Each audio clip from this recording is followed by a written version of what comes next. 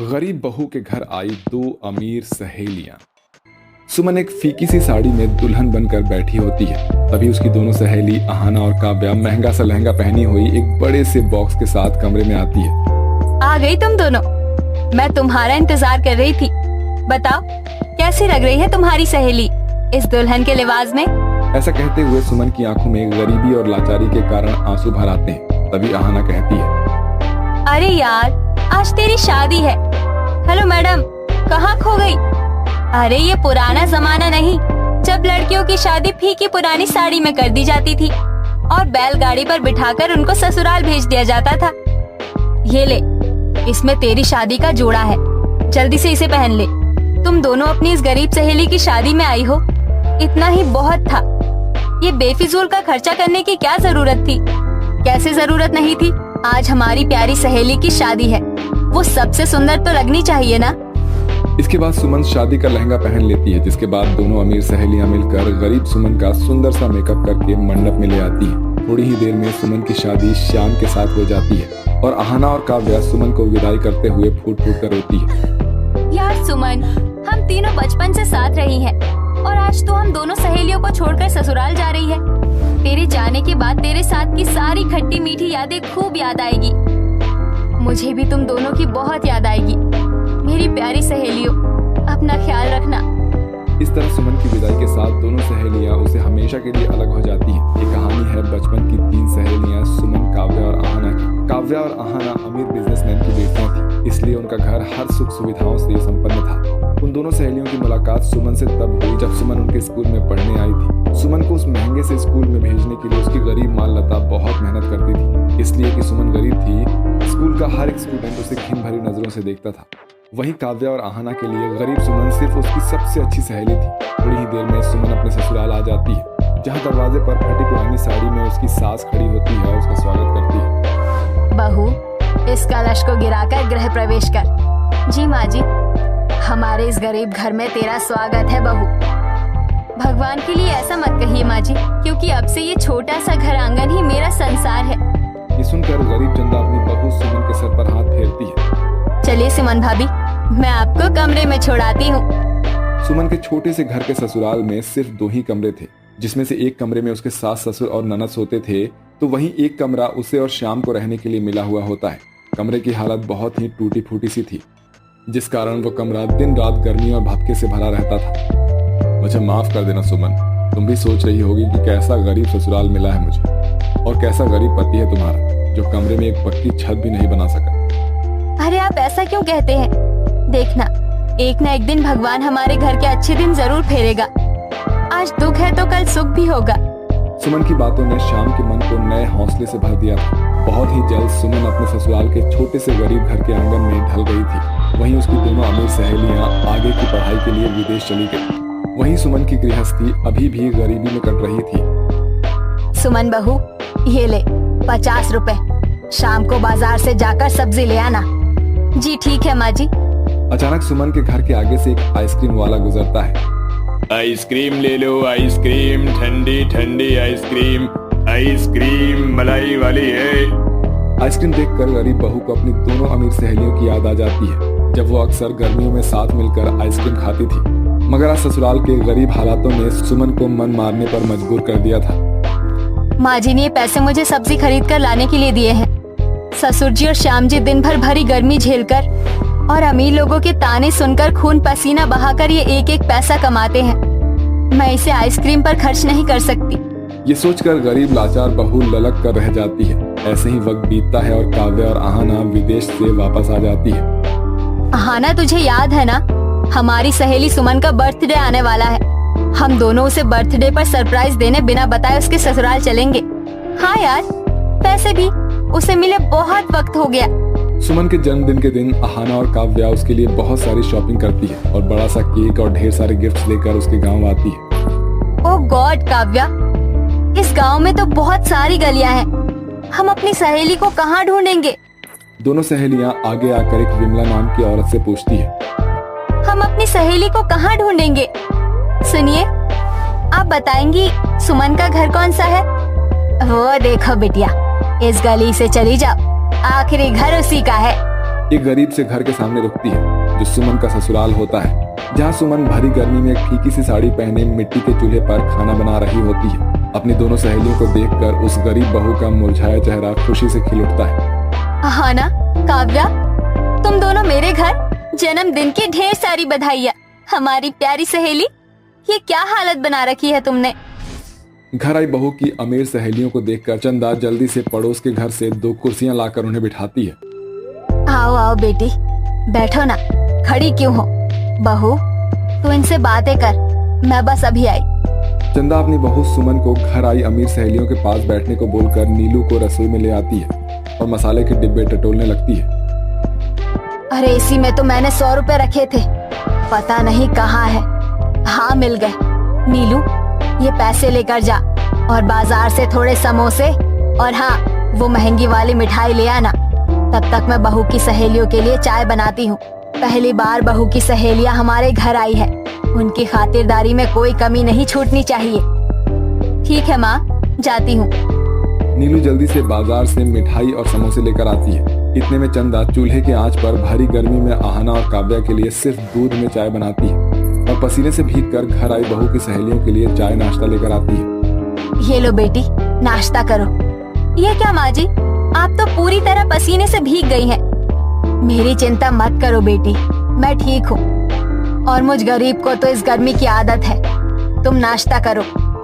इसके बाद आहाना और काव्या अपने सामने प्लेट में रखा बिस्किट खाती हैं और चंदा खुद पसीने में भीग उन दोनों को हाथ पंखे से हवा करती है। सुमन की सास का स्नेह भरा स्वभाव देखकर आहाना और काव्या का मन खुशी से भर आता है। देखते ही देखते दोपहर हो जाती है और कड़ी धूप और चिलचिलाती गर्मी के कारण आहाना और काव्या का चेहरा पसीने से भर जाता है, जिससे चंदा को बिल्कुल अच्छा नहीं लगता। बेटी, मैं बस अभी आती हूँ। दोनों सहेलियों का मिजाज बदलने के लिए गरीब सास कड़ी धूप में उनके लिए ठंडी ठंडी आइसक्रीम लाकर देती है। अरे सुमन, ये माँ जी कहाँ चली गई? पता नहीं आहाना और काव्या, माँ जी को धूप में निकलना भी मना है। अरे माँ जी, आप इतनी गर्मी में कहाँ चली गई थी? बस बाजार तक गई थी बहू। ये लो बेटी, ठंडी ठंडी आइसक्रीम खाओ, इससे गर्मी से राहत मिलेगी। माँ जी, इसकी क्या जरूरत थी? आप इतनी गर्मी में हमारे लिए आइसक्रीम लाने बाहर गई? अरे बेटी, तुम दोनों पहली बार हम गरीबों के घर आई हो। तुम हमारी मेहमान हो और मेहमानों का आदर भाव अच्छे से करना चाहिए। सचमुच माँ जी, हमारी सुमन बहुत खुश नसीब है जो उसे इतना प्यार करने वाला ससुराल मिला है और आप जैसी प्यारी सास। सुमन की गरीब सास पूरे वक्त घर आई बहू की अमीर सहेलियों के स्वागत में लगी रहती है कि उन्हें क्या खिला दें पिला दें। आखिर में आहाना और काव्या अपने साथ सुमन के जन्मदिन के लिए खास लाया हुआ केक का डिब्बा खोलती है। चलो हमारी प्यारी सहेली, आगे आकर केक काटो। तुम दोनों ना बिल्कुल भी नहीं बदली, आज भी मेरा बर्थडे भूलती नहीं। अरे ऐसे ही थोड़े हमारी दोस्त इतनी खास है। चलो अब जल्दी से केक कट करो। इसके बाद सुमन खुशी से केक काटकर अपनी दोनों सहेलियों को खिलाती है। इसके बाद दोनों सहेलियां कहती है, अच्छा माँ जी, अब हम चलते हैं। आपने हमारा इतना स्वागत आदर किया, यहाँ आकर हमारा मन खुशियों से भर गया। पता ही नहीं चला पूरा दिन हंसते खेलते कैसे कट गया। अब हमें इजाजत दीजिए। जरा ठहरो बेटी, ये लो तुम्हारे लिए। मुझ गरीब की ज्यादा बड़ी हैसियत तो नहीं है, जो बन पड़ा है वो दे रही हूँ। माँ जी, आपने जो इतनी खुशी से हमारा स्वागत किया, इतना तो कोई गरीब ही कर सकता है। आखिर में आहाना और काव्या सुमन को गले से लगा लेती है और चंदा का दिया हुआ उपहार खुशी खुशी लेकर उसका आशीर्वाद लेकर घर लौट आती है। मगर आज उसके दिल में सुमन के ससुराल को लेकर बड़ी तसल्ली और खुशी है, क्योंकि सुमन के छोटे से घर संसार की नींव प्यार पर टिकी है, जिसे गरीबी भी ढा नहीं सकी। अंजू और मंजू दोनों बहनें थी। दोनों की शादी एक ही घर के 2 बेटे अजय और विजय से हुई थी। दोनों अपने गृह प्रवेश के बाद अपने ससुराल के अंदर आती हैं। संजय और विजय अपनी अपनी पत्नियों को ले जाओ, मैंने वहाँ तुम लोगों के लिए बिस्तर लगा दिया है। तुम सब थक गए होगे ना, जाकर आराम कर लो। क्या हम इस बिस्तर पर सोएंगे? हाँ बहू, तुम और संजय उस बिस्तर पर सो जाना, विजय और मंजू उस बिस्तर पर सो जाएंगे और मैं और तुम्हारे ससुर जी यहाँ इस बिस्तर पर सो जाएंगे। हम लोग ऐसे कैसे रहेंगे? मुझे तो ऐसे सबके साथ रहने में अभी से ही शर्म आ रही है। हाँ माँ जी, मंजू बिल्कुल सही कह रही है, हम ऐसे नहीं रह सकते हैं। हाँ लेकिन अब तुम दोनों को यहीं रहना होगा हमारे साथ, वो भी इस एक ही कमरे में। तुम लोग टेंशन मत लो, तुम्हारे ससुर जी तुम्हारे बिस्तरों के पास एक एक पर्दा लगा दिए हैं, अब तुम्हें कोई परेशानी नहीं होगी। दोनों बहनें अपने अपने पतियों के साथ अपने बिस्तर पर चली जाती हैं। इतनी ज्यादा गर्मी हो रही है, ऊपर से ये मच्छर, मैं क्या इतनी गर्मी में और इन मच्छरों के साथ अपनी सुहागरात बनाऊंगी। अंजू डार्लिंग, थोड़ा सा एडजस्ट कर लो। तुम तो जानती हो ना हमारे पास इतने पैसे नहीं है कि हम 2 और कमरे बनवा सके। लेकिन हमारी सुहागरात का क्या होगा? वो तो हम बनाएंगे। इतना कहकर संजय जैसे ही अंजू के करीब आता है, वैसे एक मच्छर संजय के गाल पर बैठ जाता है, जिसे देख अंजू मच्छर भगाने के चक्कर में अपने पति को ही थप्पड़ मार देती है। तुमने मुझे थप्पड़ क्यों मारा? भला अपनी सुहागरात में कोई अपने पति को थप्पड़ मारता है क्या? मुझे माफ कर दो, मैं तुम्हें नहीं बल्कि मच्छर को मार रही थी। लेकिन मैं तो मच्छर नहीं हूँ ना। अंजू और संजय गर्मी और मच्छर की वजह से सो नहीं पा रहे होते हैं और इधर मंजू और विजय का भी कुछ ऐसा ही हाल होता है। एक तो एक कमरे का घर, ऊपर से इसमें एक ही पंखा है, वो भी माँ जी और ससुर जी की तरफ है। हम इतनी गर्मी में कैसे रहेंगे? और हमारी सुहागरात, इसका क्या होगा? कहीं कोई आ गया तो? तुम डरो मत, कोई नहीं आएगा। अंजू भाभी और संजय भैया की भी तो सुहागरात है, वो तो आएंगे नहीं, और माँ और पापा तो सो गए हैं। मंजू और विजय एक दूसरे के करीब आ ही रहे होते हैं कि तभी अचानक अनीता वहाँ आ जाती है। हाय राम, मुझे माफ करना, मुझे आवाज देकर आना चाहिए था। माँ, आप यहाँ क्या कर रही हो? बेटा, वो तो मैं तुम लोगों को मच्छर मारने वाली अगरबत्ती देने आई थी।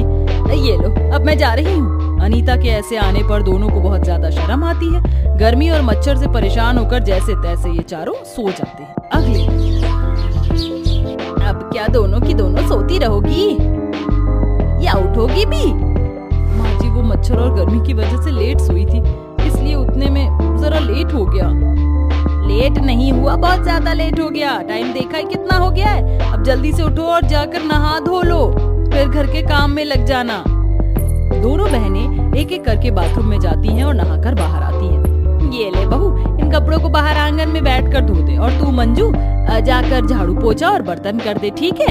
इतना कहकर अनीता वहाँ से चली जाती है। एक तो गर्मी की वजह से पूरी रात भर परेशान रही, ऊपर से दिन में भी चैन नहीं। भला इतनी धूप में कपड़े कौन धोता है? पता नहीं दीदी क्या होगा, हम इतनी गर्मी में कैसे रहेंगे? दोनों बहनें ना चाहते हुए भी घर का काम करती हैं और सभी के लिए खाना बनाती हैं। अरे अंजू और मंजू बहू, ये क्या तुम लोग क्या कपड़ों के ऊपर से नहा कर खाना बना रही हो? माँ जी, ये पानी नहीं है, पसीना है।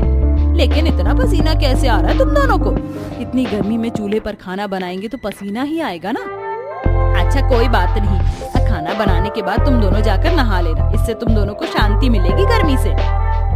मंजू तू रुक, मैं जल्दी से नहा कर आती हूँ, फिर तू नहा लियो। इतना कहकर अंजू बाथरूम में नहाने जाती है। अंदर जाने के 5 मिनट बाद ही अंजू के चिल्लाने की आवाज आती है। क्या हुआ मंजू, ये अंजू चिल्ला क्यों रही है? पता नहीं माँ जी, क्या हुआ? अंजू बहू गेट खोल, क्यों चिल्लाया तूने? सब ठीक है ना? अब अंजू बाहर आती है। जैसे ही वो बाहर आती है, मंजू और अनीता दोनों ही उसे देखकर डर जाती है। ये क्या बहू, तू इतनी लाल कैसे हो गई और तू चिल्लाई क्यों थी? माँ जी, वो जब मैंने नहाने के लिए शावर ऑन किया तो धूप की वजह से टंकी का पानी बहुत गर्म हो गया था, जिससे गरम गरम पानी मेरे ऊपर गिर गया, इसलिए मैं चिल्लाई थी। ऐसे ही कुछ दिन बीत जाते हैं। गर्मी की वजह से सारा परिवार परेशान होता है। दोनों नई नवेली बहुओं को अपने पति के साथ एक ही कमरे में रहने में काफी परेशानी होती रहती है। और ऐसे ही कुछ दिन बीत जाते हैं और एक दिन, आज तो मैं इस पंखे के नीचे ही आराम करूंगी, मैं अब और गर्मी में नहीं सो सकती हूँ। दोनों बहनें पूरा दिन पंखा चलाकर आराम करती हैं। पंखा काफी पुराना होता है, पूरा दिन चलने की वजह से इकलौता पंखा भी खराब हो जाता है। ये क्या कर दिया तुम दोनों ने? घर का इकलौता पंखा भी खराब कर दिया।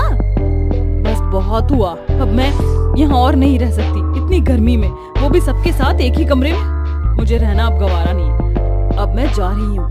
ये तुम क्या कह रही हो अंजू? हमने अग्नि के साथ फेरे लिए हैं, तुम ऐसे नहीं जा सकती हो मुझे छोड़कर। हाँ दीदी, रुक जाइए। हाँ बहू, हमारी इज्जत का क्या होगा ये तो सोचो।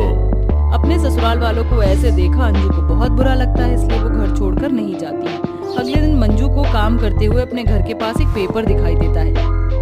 इस पेपर में क्या लिखा है? अरे, ये फैक्ट्री तो हमारे घर के पास ही है और यहाँ सामान पैक करने का काम किया जाता है। इन लोगों को वर्कर्स की जरूरत है, मुझे ये दीदी को बताना चाहिए।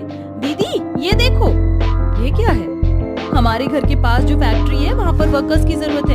हम जाकर वहाँ काम कर सकते हैं, जिससे कुछ पैसे घर में आ जाएंगे तो हम कम से कम पंखे तो ले आएंगे और इस गर्मी से तो बचेंगे। दोनों बहनों को काम करने का आइडिया बहुत अच्छा लगता है और दोनों रोज रोज सुबह सुबह काम करने के लिए निकल जाती हैं। कुछ ही महीनों में दोनों बहनें अच्छे खासे पैसे इकट्ठा कर लेती हैं। अपनी पत्नियों को देख संजय और विजय भी बहुत मेहनत करते हैं, जिससे चारों अपने पैसों से एक बड़ा घर खरीद लेते हैं। घर तो बहुत अच्छा है। हाँ माँ जी, इसमें 3-3 कमरे हैं, तो हम सबको रहने में कोई भी प्रॉब्लम नहीं होगी और हर एक कमरे में एक पंखा और एसी भी है। अब हमें गर्मी में नहीं रहना पड़ेगा। अब सारा परिवार आराम से अपने नए घर में रहता और किसी को भी कोई परेशानी नहीं होती।